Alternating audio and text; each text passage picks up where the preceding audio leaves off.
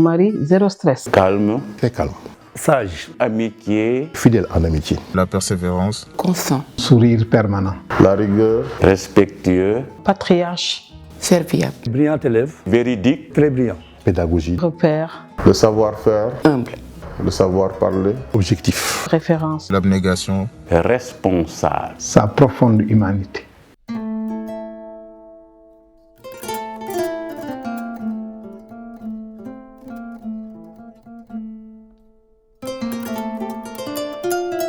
On a pratiquement grandi ensemble, dans le même quartier, le quartier de Mélénième, qui est le quartier fondateur de Joal.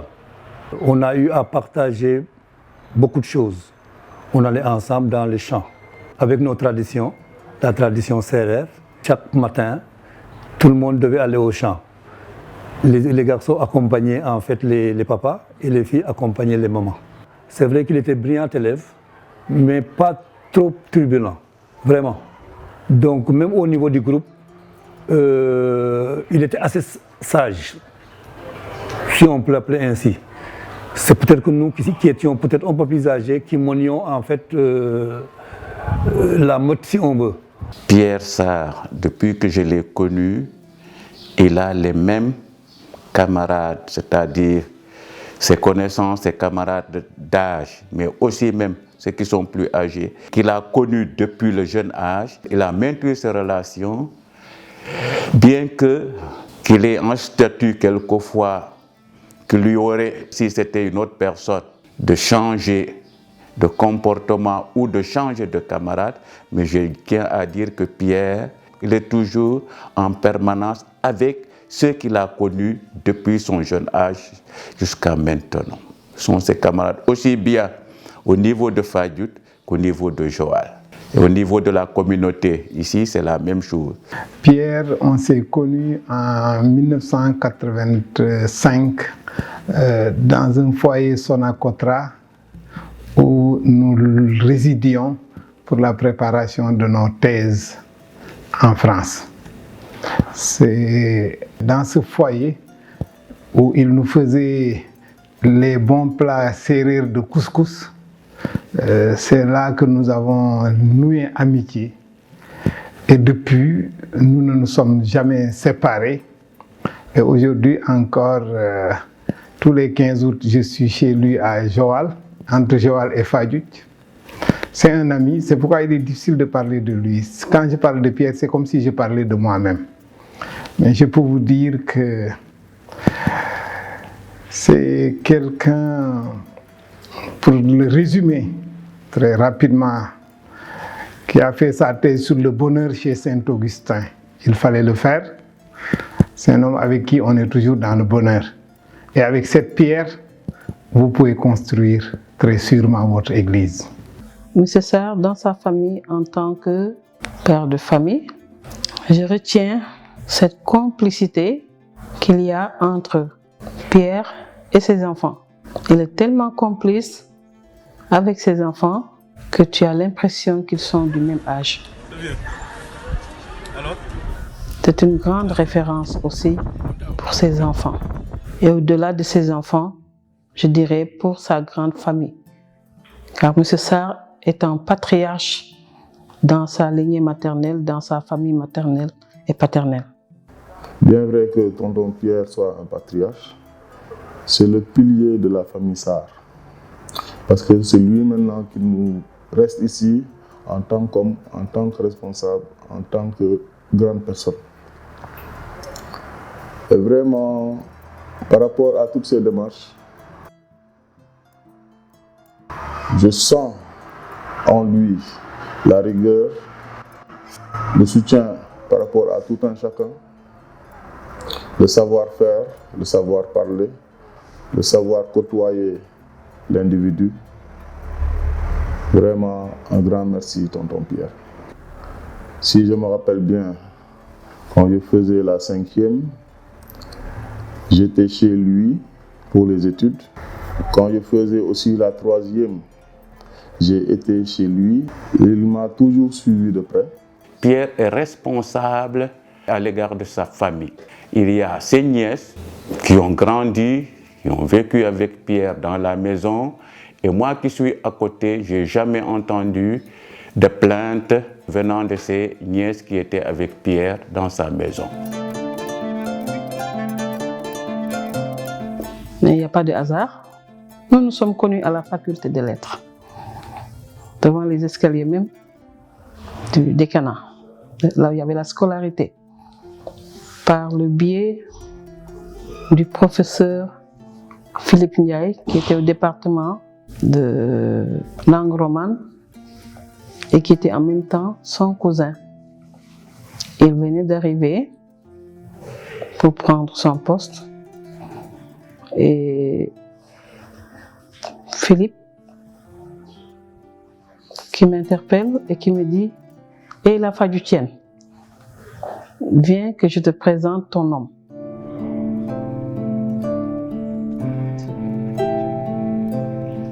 Vous savez tous sa ponctualité. Il programme ses rendez-vous, il veut y arriver 30 minutes avant. Ma maman, par contre, c'est tout le contraire. Et on dit souvent que les contraires s'attirent. Et j'entends souvent mes oncles et mes tantes dire que lors de leur mariage, il était à l'église 30 minutes avant la messe. Et ma maman, elle est arrivée bien après l'heure à laquelle la messe devait commencer. Et durant tout ce temps, il a fini par perdre confiance et il pensait que ma maman avait désisté. Et quand je m'imagine sa tête et les 100 pas qu'il faisait avant l'arrivée de ma maman, je me mets souvent à rigoler. Parce que je sais que, étant donné qu'il est très ponctuel, il devait être très inquiet ce jour-là. Parler de M. Sarr en tant qu'époux, vu que c'est un homme entier, il aime à la folie. Il ne fait pas les choses à demi-mesure. Et je peux m'estimer heureuse car je peux dire que c'est un mari zéro stress. Il est toujours prompt, toujours fier de présenter son épouse, ce qui montre qu'il aime bien sa femme. Et en le chahutant, je lui dis, je pense que mes co-épouses d'aujourd'hui, ce sont les religieuses. Car les religieuses ont tellement compris que Pierre aime leur rendre service que toutes les congrégations se la disputent quand elles doivent organiser. Donc, il est vraiment prompt à servir son église. Aujourd'hui, si je m'amusais à parler, à compter ses amis, je pense que les prêtres et les religieuses seront les 3/4 de ses amis. Il ne peut dire non à personne, mais surtout quand l'église appelle. Nous sommes allés à l'école Mbaldo. On l'appelait école Mbaldo, c'était une école maternelle qui appartenait aux prêtres. Et nous étions pratiquement tenus d'y aller parce qu'en ce moment, Joal était pratiquement à presque 90% catholique. Tous les jeux se faisaient à la mission catholique, ce qui nous permettait déjà d'avoir une petite formation, aussi bien en français, et en même temps on suivait les cours de catéchisme. Et de là-bas maintenant, nous sommes allés à l'école Lamoise, qui était l'école qui était tenue par les pères, qui est devenue maintenant, à Joal, le collège de la Petite Côte. Et à partir de l'école Lamoise, Pierre est allé au séminaire de Ngazobile en 1968. Moi, je suis allé en 65, j'ai quitté en 67, mais Pierre a été plus persévérant que moi. Lui, il est rentré en 68 et il en est sorti pratiquement en 75 parce qu'il a fait 68, 72 et 72-75, il a fait le grand séminaire de Sébikotane. Pierre en fait a été très brillant et il est allé jusqu'à presque prendre l'habit. Mais il était très brillant au niveau des études. Et après maintenant, il a fait l'université de Dakar. Après, il est allé en France. Il nous est revenu pour entrer maintenant comme professeur en lettres classiques.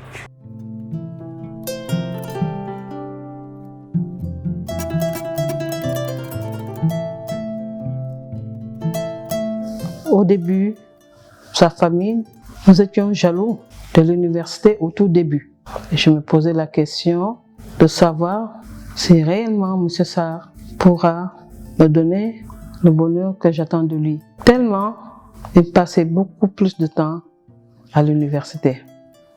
Mais au fil du temps, j'ai compris que M. Sarr ne pouvait pas vivre sans l'université, car c'était son rêve d'enfance, devenir un professeur d'université. Il a été mon professeur de latin de 1993 à 1998, l'année où j'ai quitté Dakar pour rejoindre la France, où je suis en ce moment professeur de lettres classiques. J'ai gardé ses cours de latin à travers ce document que vous voyez là. Ça, c'était son cours de latin, de littérature latine de 1994, que j'ai gardé. Son cours d'histoire romaine des années 1994 et 1995. Et derrière, vous avez une revue de la faculté de lettres et sciences humaines dans laquelle Pierre a publié un article intitulé « Les étrangers à Rome ». Et ce thème-là me rappelle un exposé que j'avais fait avec ma camarade étudiante à l'époque. Derrière, vous voyez une partition. C'est parce qu'en fait, nos relations sont passées de maître-disciple à des relations d'amitié et de famille, puisque Pierre est devenu très très proche de ma famille grâce aussi à la présence de son épouse Anne-Marie, que je remercie infiniment. Pierre venait à Paris pour faire des recherches et progressivement, je l'ai invité à venir chez moi pour passer du temps, pour être plus au calme et bénéficier des opportunités en termes de bibliothèque que j'avais déjà pour l'aider à avancer dans ses recherches. Voilà, depuis lors, Pierre est devenu un très très bon ami. Donc il n'est plus M. Sarr pour moi, il est devenu donc Pierre. Pierre, on était amis avant même que je sois doyen et que lui soit assesseur. Parce que nous partagions le même palier à la faculté de lettres, moi au département de géographie, lui au département de langue ancienne. Ensuite, je suis passé assesseur. Mais je veux évoquer ici devant vous un fait. Avant que je ne sois assesseur, il y avait un problème de signature de mon décret qui me nommait maître de conférence. Pierre a dit nommément, je me présente pour être assesseur. Quand son décret va sortir, je me retire, il assure la fonction de doyen. Ça, c'est preuve d'une grande amitié. C'est preuve d'une profonde amitié, je devrais dire, à mon égard. Ça, c'est ce que je note à propos de Pierre Sarr, ce qui témoigne donc de l'amitié très forte qui me lie au doyen Pierre Sarr. Il est très calme. Pierre est fidèle en amitié. Il est objectif. Quand j'avais tort, il me faisait comprendre que j'avais tort. Et il continuait encore à m'appuyer. Quand j'avais raison, il me faisait comprendre que j'avais raison. Quand je défendais une position, même si ce n'était pas sa position, il était d'accord. Il me faisait comprendre que ce n'était pas sa position, mais il m'appuyait au moins dans la position qu'il avait.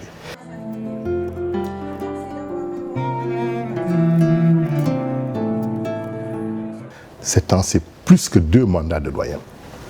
Nous avons travaillé ensemble. On a eu des moments de bonheur et de gaieté. Il y a eu des moments qui n'étaient pas tellement de grande gaieté. Des moments qui sont difficiles. Mais partout, on a été ensemble. Partout, on a pris les décisions qui nous semblaient être les meilleures décisions pour la faculté de lettres. Et c'est là où j'ai apprécié vraiment tout son travail. Son talent d'abord de pouvoir parler pédagogie, de pouvoir parler aux enseignants, aux chefs de département. Pierre m'a été d'un très très grand apport. Au début déjà, les difficultés, c'était avoir des relevés de notes. Il a piloté tout cet aspect de pilotage de relevés de notes. Vous vous souvenez aussi qu'on a traversé des moments durs, des moments de master pour tous, des moments de tentative d'immolation des étudiants pour être repêchés, des moments de grève de la faim. Partout, j'ai senti Pierre à côté de moi, derrière moi pour m'empêcher de reculer, devant moi pour parer à toute éventualité et à côté de moi pour mener les réformes et ce qu'on a fait ensemble à la faculté de lettres et des sciences humaines. Je suis vraiment fier de ce compagnonnage de 7 ans. Et encore une fois, je reviens là-dessus, 7 ans, c'est pas rien. 7 ans, c'est vraiment beaucoup. C'est Confucius qui disait « Choisissez un métier que vous aimez et vous n'aurez pas à travailler un seul jour de votre vie. » Eh bien, moi, je peux vous assurer avec certitude que mon père n'a pas eu à travailler un seul jour de sa vie. Parce que l'université, c'était avant tout le métier qu'il aime faire et sa passion. Donc pour moi, tu es la définition même du respect, de l'abnégation, de la persévérance et de la réussite. Réussite parce que le petit Joalien qui est devenu doyen de la faculté des lettres, ça ne court pas les rues, quoi. Pierre a réussi à stabiliser la faculté par la générosité. Simplement, c'est quelqu'un qui aime que les autres réussissent. Et il ne pense pas souvent à sa propre réussite. Et pour ce faire, quand il a une idée, il la fait porter par quelqu'un d'autre. Et il le fait si subtilement, si intelligemment, que la personne finit par croire que lui-même est le générateur de cette idée. Et à moi-même, il me l'a fait plusieurs fois. Nous avons entretenu une très grande complicité pour arriver au résultat auquel il est parvenu. Pour ce faire, il a toujours privilégié le dialogue, la discussion, la mobilisation des enseignants, des étudiants, des personnes administratives, techniques et de services, en les consultant régulièrement dans les instances de décision comme en dehors des instances de décision, en recevant chacun d'entre eux et en redonnant sa part humaine à chaque agent de la faculté.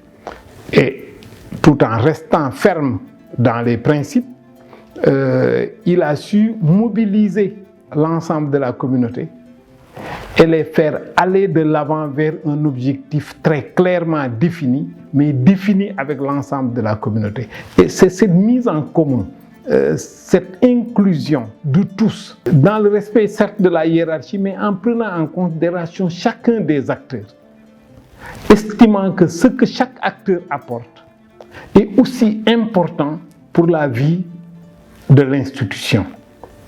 Et c'est en mettant en synergie toutes les actions positives, en mettant en synergie tous les engagements des uns et des autres, et en résolvant les conflits, acceptant les différences pour résoudre les différends. C'est ça le secret de Pierre Sarr pour stabiliser une faculté qui fait plus du tiers des étudiants de l'institution. Ce qui a véritablement aidé, c'est son sourire permanent qui exprime sa profonde humanité.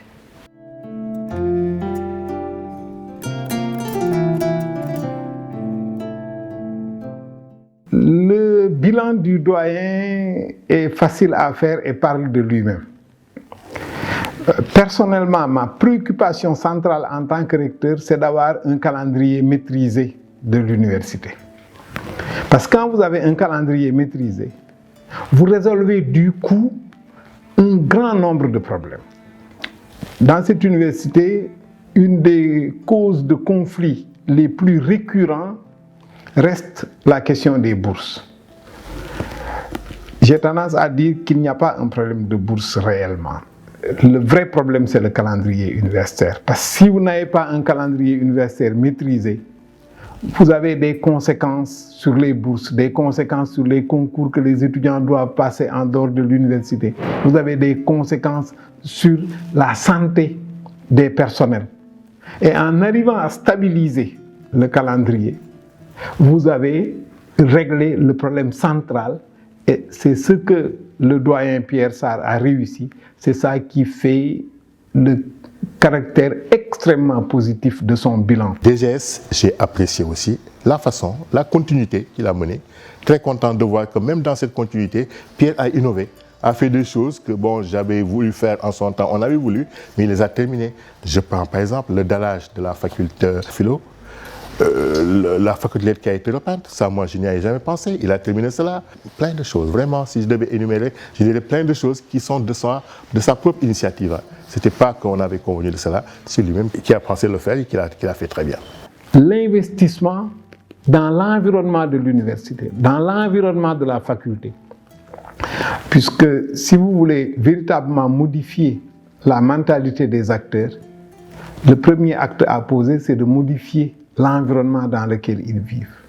Environnement naturel, mais environnement pédagogique, environnement des liens interpersonnels, environnement institutionnel.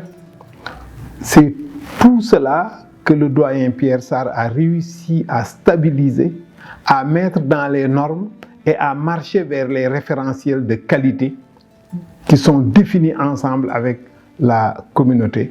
Et ce bilan-là, nous l'apprécions à sa juste valeur c'est un bilan extrêmement positif et qui restera dans les annales de la faculté. C'est un bilan historique. Il me disait, Abdoul, quand Dieu est avec toi, personne ne peut rien contre toi. Ça, c'était vraiment évoqué la foi profonde qu'il avait, la foi profonde que j'avais. Et quand on vous dit cela, vous savez, vous dites que celui-là, c'est quelqu'un qui est fiable. Pierre, vraiment, je garde que de bons souvenirs de Pierre Sarr. Je sais qu'aujourd'hui, vous faites ce travail parce qu'il va jouir, disons, de sa retraite. Je lui souhaite une très bonne retraite à côté de son épouse Anne-Marie. Je salue aussi et félicite Anne-Marie. Parce que dans les épreuves qu'on a traversées, il y a toujours nos épouses qui sont derrière pour nous accompagner. Félicitations à Anne-Marie, félicitations à Pierre. Et je lui dis, pour terminer, chauffe la place, puisque l'année prochaine, je vais venir aussi le retrouver et nous ferons une bonne retraite ensemble.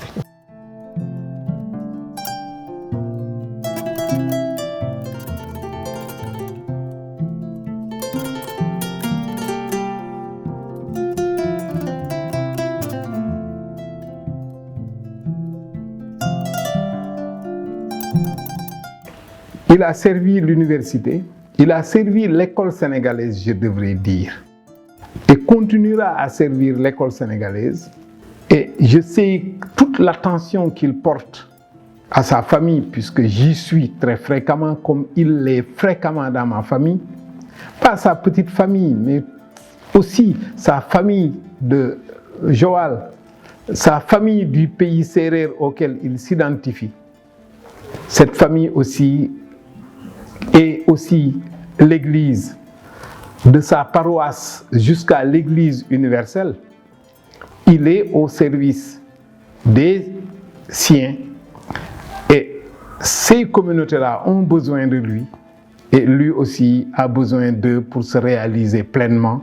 Donc je lui souhaite de tenir toujours l'harmonie entre ces deux pôles, sa famille la plus proche à sa famille la plus large, son département, sa faculté, son université, son enseignement supérieur, de continuer à être au service et de toujours contribuer à la construction de l'Église. Avec Pierre, on continuera à construire des églises, églises académiques, églises familiales, églises de la foi, églises de la spiritualité, églises des amitiés, dans la conviction profonde qui est la tienne.